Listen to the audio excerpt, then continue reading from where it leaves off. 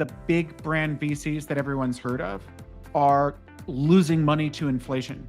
Why small funds can outperform, and also why liquidity is broken. Only 10% of VC funds that are 400 million or bigger will ever deliver a 2x return after 12 years. So that means you have a 90% chance of not even getting a 2x. How do you separate signal from noise when evaluating emerging managers? I've taken your companies and put them into three buckets. Companies I wish I had invested in back when you did, ones that I'm sort of neutral on and don't really want to be in, and ones that are like clearly going to zero or I hate the topic. All right. Hi, everyone. Welcome to Venture Signals. And today, Andrew is with me. So, hi, Andrew. How are you? Hey, Marve, thanks for having me. Good to see you. Thank you so much. So, where are you right now? I'm in Austin, Texas. Great. Where- And you have spent like more than 2 decades in venture.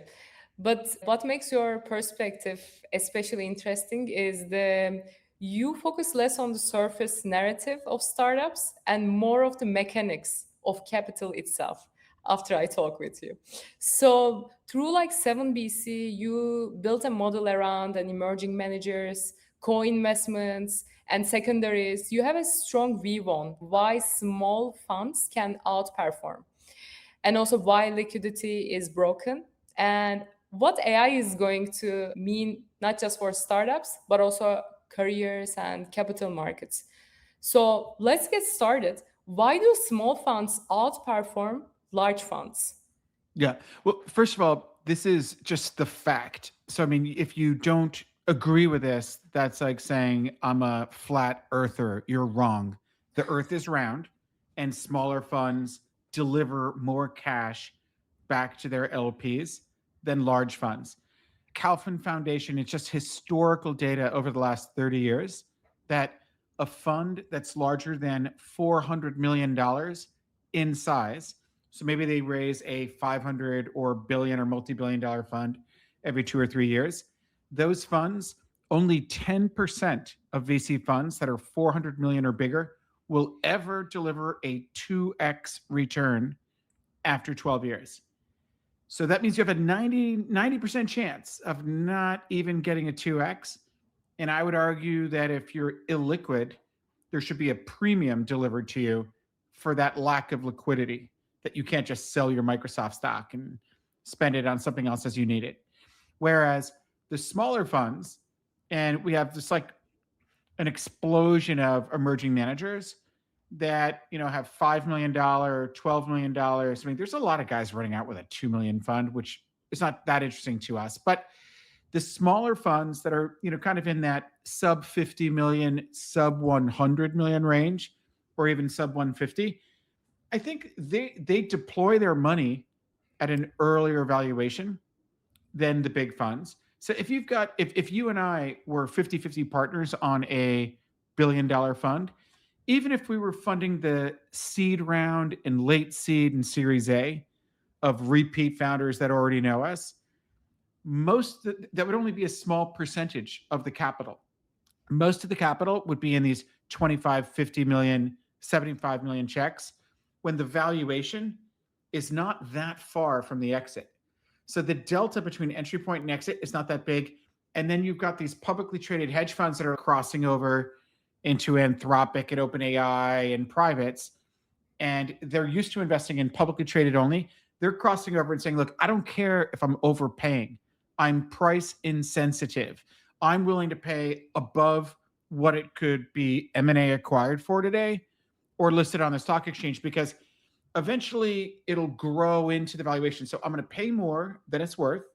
And with time, I'll be profitable, and I get paid just for owning Microsoft stock as a hedge fund. So they don't care. They'll invest in the IPO and invest after the IPO or just hold it. So the VCs that are big are competing with that. And even without that crossover hedge fund to private competition, when you invest as a VC and you finally have the exit, I always like the CEO to send me a list of what was the multiple that the pre-seed made, what was the multiple that the seed 2 made, what was the extension of the seed, what was the late stage seed, what was the A, the B, the C, the D. And you'll see those last money in, they might have made a 1.18x return on that capital. But if they have a 2% management fee times 10 years, they lost money on that. Whereas for the early stage, you have maybe 20 or 30% of your money goes to zero because the company runs out of cash and just dies. And it's a total shutdown write off. But one of them returns the whole fund. And then another one returns half the fund. Another one returns half the fund. And you've just completely eviscerated the performance of anybody that was over 400. So I'll try to keep that answer that short, but we could go for hours on a million reasons. One final one worth noting is that if your fund is $1 billion fund or a $500 million fund, you start saying, oh, if I'm going to take 2 board seats, I'm not going to be happy with ownership of just 3% of the company. So I need to own a big chunk of this company if I'm going to do it at all. So I'm either all or nothing. And then all of a sudden they're competing with Josh Koppelman at First Round Capital, who's amazing. Mark Andreessen sent a 50-seater jet to pick you up and fly you to San Carlos Airport and meet you at the Rosewood. That there's so much competition that they either have to displace Mark Andreessen and Josh Koppelman and Scott Sandell and win that deal, or they do nothing. Whereas the small funds has access to the same deal, and they're like, well, I only want to write a check for 1 million. The company's raising 12. Can you make room for me at 1 million? They said, how about 500K? They're like, okay, put me in for 500K. So when your fund is not that big, you actually can get into every deal when you demonstrate your value add, your network. Oh, I got friends in Istanbul. I can help you all over the world, right? So there's a lot of more complicated below the surface reasons. But simply put, big fund must invest in later rounds. They're just not going to make a 100x return, most of the time on that. Whereas earlier or smaller funds, they do make that. And you only invest at final close. Walk us through exactly how that works and why most investors get it wrong. Well, so first of all, with what we're talking about, it makes it sound like 7BC Venture Capital is a fund to funds only. The fund to funds is a small percentage of the capital that we deploy. Most of the money we invest on behalf of our LPs, we invest into startups funding their primary funding round, where the company is raising their round. We invest from seed to late stage seed, most of our money, and a little bit into Series A. So that's where we invest directly out of a direct VC fund. Next to that, adjacent, we have a fund of funds that invests in emerging manager funds. So we don't like the odds of I have a 90% chance of making less than 2x. I wouldn't do that with my mother's money or my money, and there's plenty of pension funds and endowments that don't get paid more or less in their job if that big fund makes a 1.2x or a 1.5x. It doesn't even impact their, income. And they're happy just to keep re-upping in the same funds. For us, we're looking for the emerging managers that are typically on a fund 4 or a fund 3, or at least a fund 2. And occasionally we'll go into a fund 1, but we basically will not invest in a VC fund unless we are essentially doubling our money on the minute that we invest. And we call this final close arbitrage. So in the life of an emerging manager, you're like a 2-time Y Combinator founder who sold money and sold some of your founder stock in the Series C, and you started spraying into everything at the pre-YC demo day dinners. And then, so you're investing in the best YC companies before demo day. And then after 3 years of that, you say, I'm going to hide all my bad investments and I'm going to pull together all my good investments to make a deck and go out and raise a fund. This person's never really been a VC before. They've done some angel investing. They're on a fund 1. We don't really want to invest in a VC with no track record, but for them, life will be, they'll be raising money every day with their right hand, and they are in the deal stream. So they're deploying money with their left hand. So they'll say, we're going to go out and raise $100 million first time fund, and I'll open it up on January 1st and I'll close by March 31st. Guess what happens? They hardly raise any money. and they go, all right, we're going to extend the final close until June. So they raise some money from their friends, people that know them, and they start investing. And then they keep saying the deadline will now be the end of the quarter. And they're just not successful in rushing people. So they keep extending until they finally say, like, look, we've already invested in 15 companies. We probably have dry powder for another five. And frankly, it's been 24 months or even 36 months. And it's time to raise fund two. So we need to raise the next fund. And so we're basically going to stop taking money in on December 31st. And on January 3rd, when people are back from Tahoe, we're going to literally have a first close to the next fund. Maybe that's fund two, maybe it's fund five. And so you're continuously raising LP money, which, by the way, if you're listening to this and you're thinking about being a VC, don't. You don't want this lifestyle. It is miserable. Whatever you do now, it's better than being a VC. This is a horrible lifestyle of you're always raising, and then you'll get the guys that invested in your first close 36 months ago are going to re-up in the next close. And so you need that money. We position ourselves to be in your final close. And we say, let's get on a Zoom or meet in person. And I want you to show me every single investment you made. What was the date? What was the amount? What was revenue for the company at that time? How much did they raise? How much cash do they have in the bank? Have they raised money at a higher valuation since your first investment?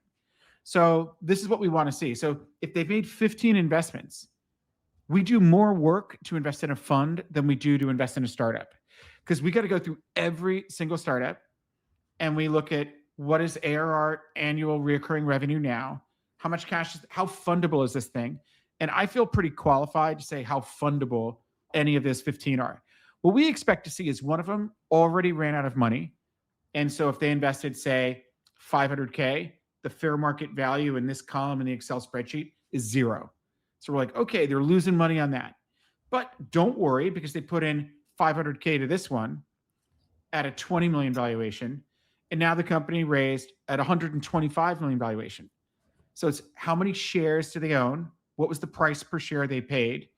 And now they still own that shares times the new price per share. So that makes up for the loss that they had on the other one that went to zero. And so you end up going through the whole spreadsheet and say, if the fair market value of all the money you have deployed, including 20% of the fund being management fee and expenses, so inclusive of the management fee and the dry powder, what is the total value to paid in? TVPI. And if there's been a distribution, did they recycle it back into the fund? But let's not get too complicated with recycling. Typically, there is no exit before the final close. And we want to see TVPI, total value to paid in, is 2x. So if I put in $5 million into the VC fund's final close, my financial statement should tell me that the fair market value of my position in that fund is $10 million. So we double our money the minute of entry point when investing in a VC fund. And if the VC says that's not fair, I've got guys that invested in my fund 100K, 500K, 5 million 3 years ago. I'm going to penalize you. I said, whoa, I'm not in the business of funding a YC dude who thinks he's going to be the world's greatest VC. I either let me in at cost or we're not investing. That's our whole thing. And so we want to be 2x on the way in, and we want to be able to make an assessment that we think it's going to 2x or 3x from here. So we've got a really good shot at our entire FOF landing at 3 to 5x with thousands of companies underneath it, so that we're providing steady quarterly distributions to our LPs. Nice. And of course, for every dollar we deploy in FOF, we're deploying like $5 on direct. So if I go through that whole portfolio, I'm hoping to uncover something in there that I like. And then say, why don't you introduce me to this founder? I'd love to invest in her next primary funding round. And then we could talk about how we actually get into secondaries when you want to talk about liquidity. Great. Okay, now I have like couple of questions for you. It's gonna be like a lightning format. Okay, so I want you to answer whatever comes to your mind, like firstly. Okay. So how do you Sure, let's go. separate? Yeah. So how do you separate signal from noise when evaluating emerging managers? Well, define what you really mean by a signal and noise. I mean, I hear people say it all the time, but I want to understand I'm answering your question properly. So there are a lot of like, emerging managers that you need to decide. But there are some of them are they might be hype, like so many people are talking about it. So how do you understand, yeah, this is a real signal? No, this thing is actually something like a I, noise. I would say we're completely immune to signal and noise, Hmm. and we look at what their background is. Will founders want to work with these people? And I think we're a good judge of that. Hmm. And there's times when I love the manager, I love the VC, want to have them at our events and hang out and co-invest with them. But when I go through their fund, I'm like, whoa, put me in your next fund because this one is bad. This is really bad. I've taken your companies and put them into three buckets.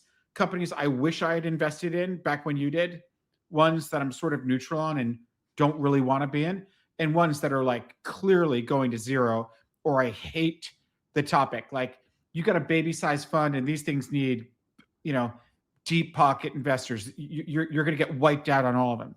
And if I can hardly have like only one in the bucket that I want to be in, then there's the bucket that I'm like, all right, I could get dragged into it to be in a trophy asset. And this stuff is just bad news. Like, I don't want to invest in like gambling and guns and whiskey and, selling drugs or whatever. Stuff I just don't want to be involved with. That in that case, there's no signal noise that could drag me into investing in that fund. We're very looking at each single company and looking at what is that performance now. Maybe they're only at 1.5x TVPI based on a completed financing, but somebody might have doubled their revenue in the month of February and then 3x their revenue in the month of March. And I'm like, all right, well, that thing is going to raise money at about this valuation.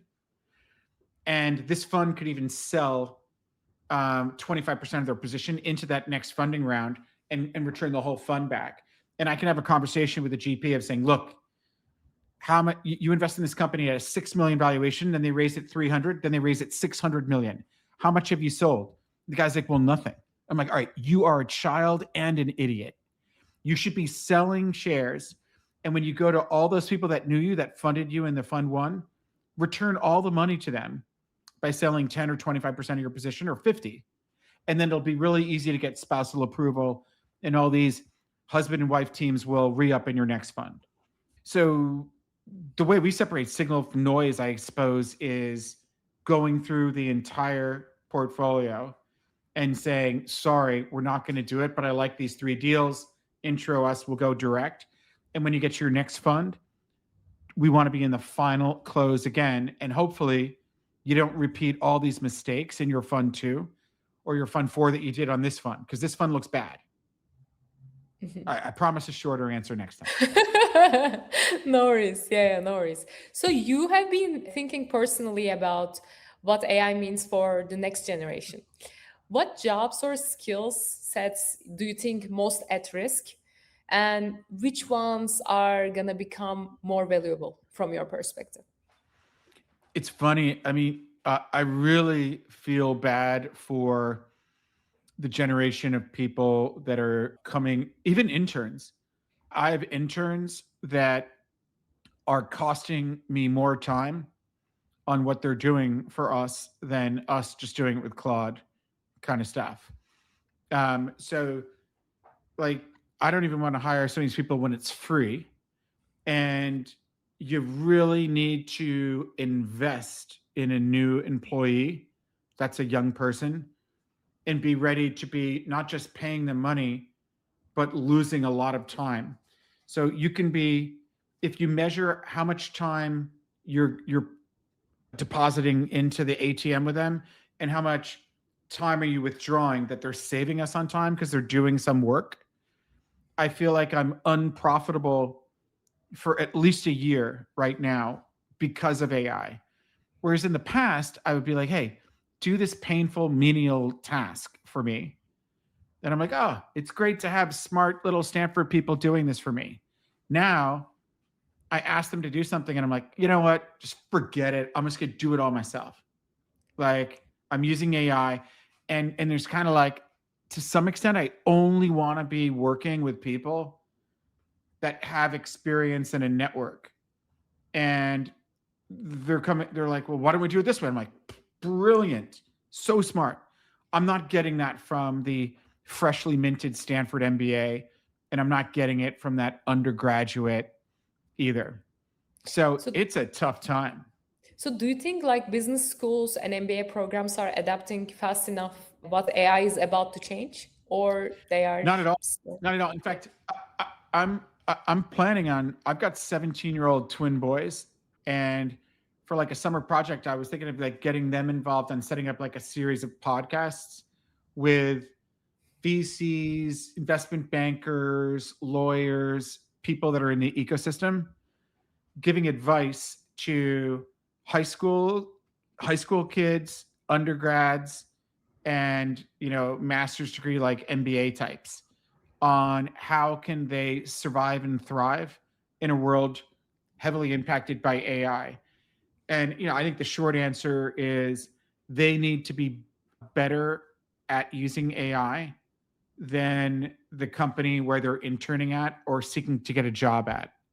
So, I've had associates that I had to let go that refused to do things using AI. And I'm sitting here like, dude, just use Claude for this. Have OpenAI and Claude and fight it out. Use Perplexity. What are you doing? And and I'm like, I'm the old geezer. The young person should be the one showing me how to use AI, you know? So it's really painful.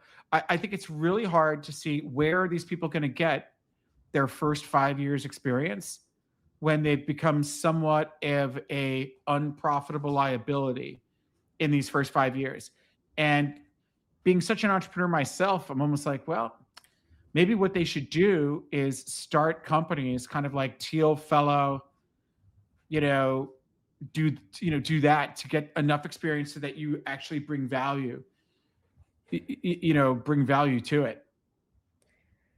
That's good. I was almost going to ask you, like, if you were advising a smart young person today, how would you tell them to prepare an AI-shaped economy? So one of them you said become like Teal Fellow or something. So maybe top three things. What would be your advice? I would say be better at AI than your boss.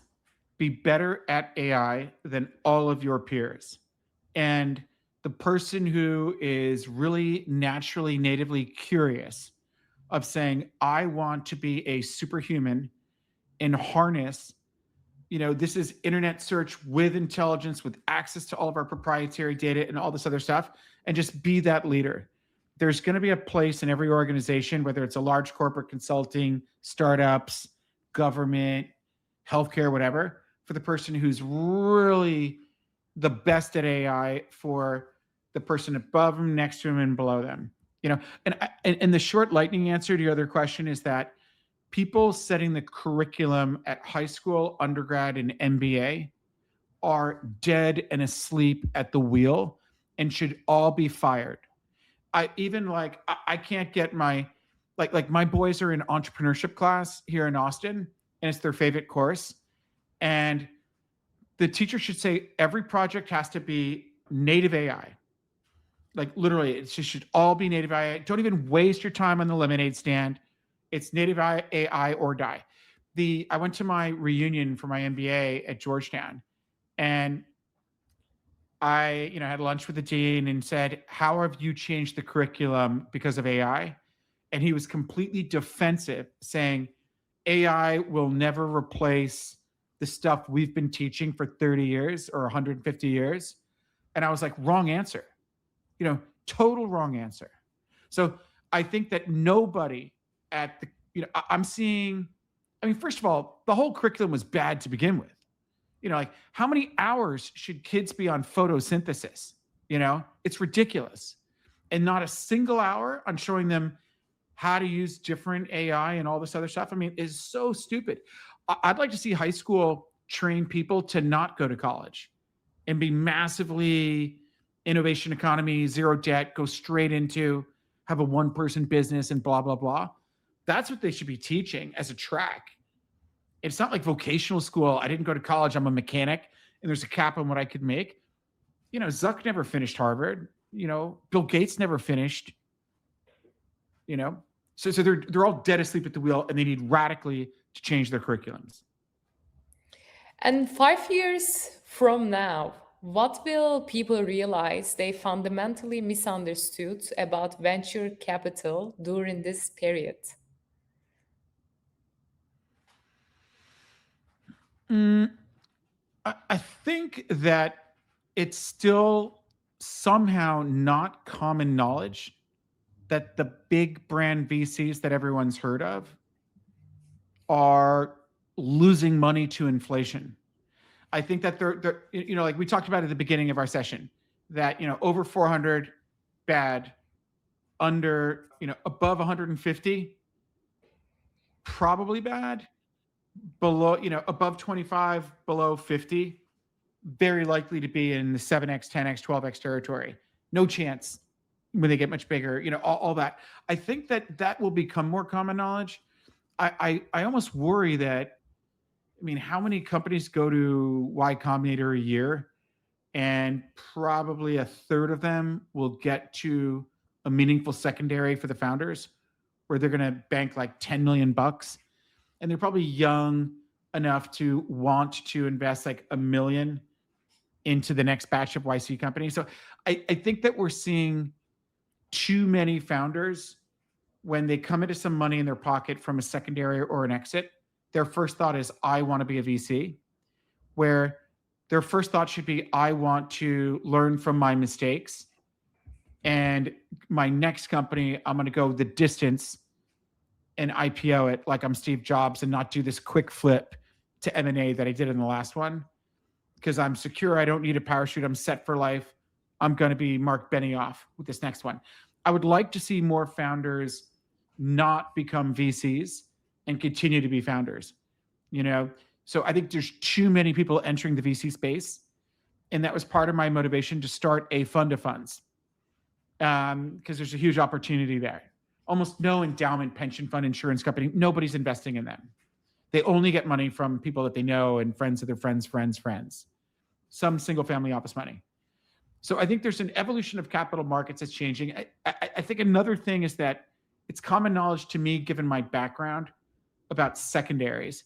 But I think that there's a big misunderstanding from veteran VCs that have been around for a long time and the new VCs. The veteran ones are figuring it out of necessity, that it's not their job to just find the startup, source the deal, negotiate the deal, elbow their way in, get on the board, invest, add value, impact the exit, and raise the next fund.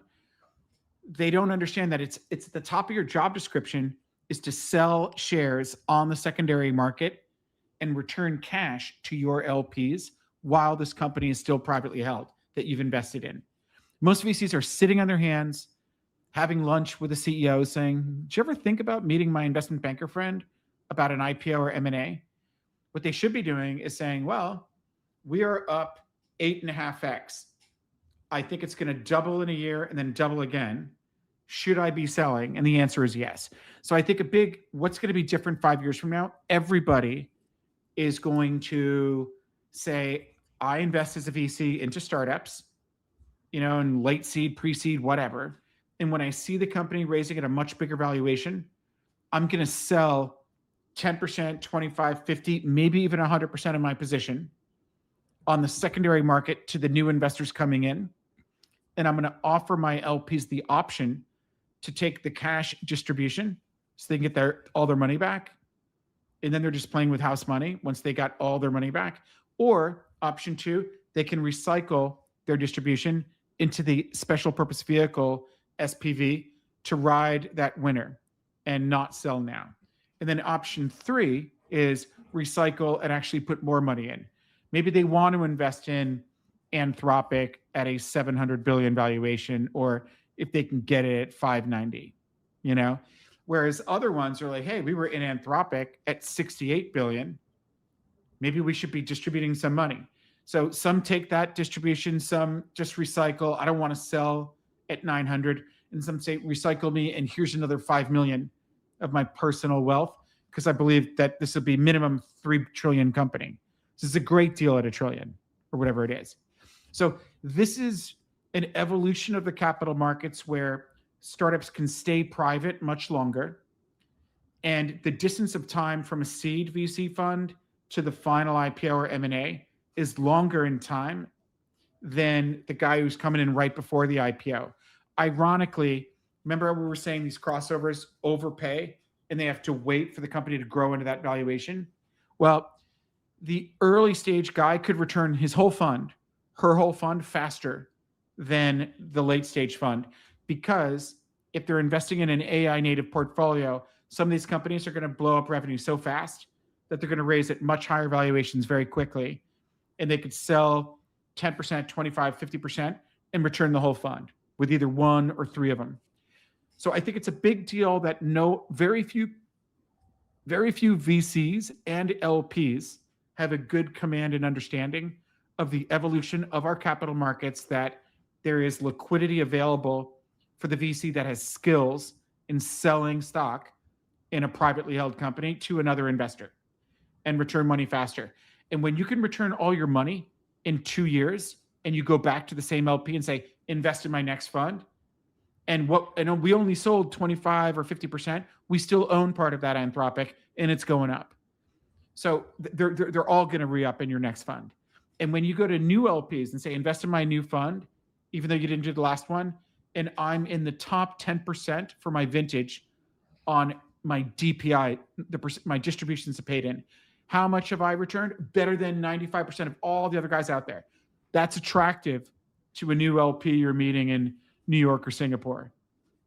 They're like, I give this guy my money and I get it all back within 2 or 3 years. I like the sound of that. I gave this other guy all my money and he sits on his hands, does nothing, waiting for an exit. And it's been goddamn 7 years. I don't have my money back yet. That's bad. So that'll be a big change, understanding liquidity and how to work it to really achieve it and be balancing that.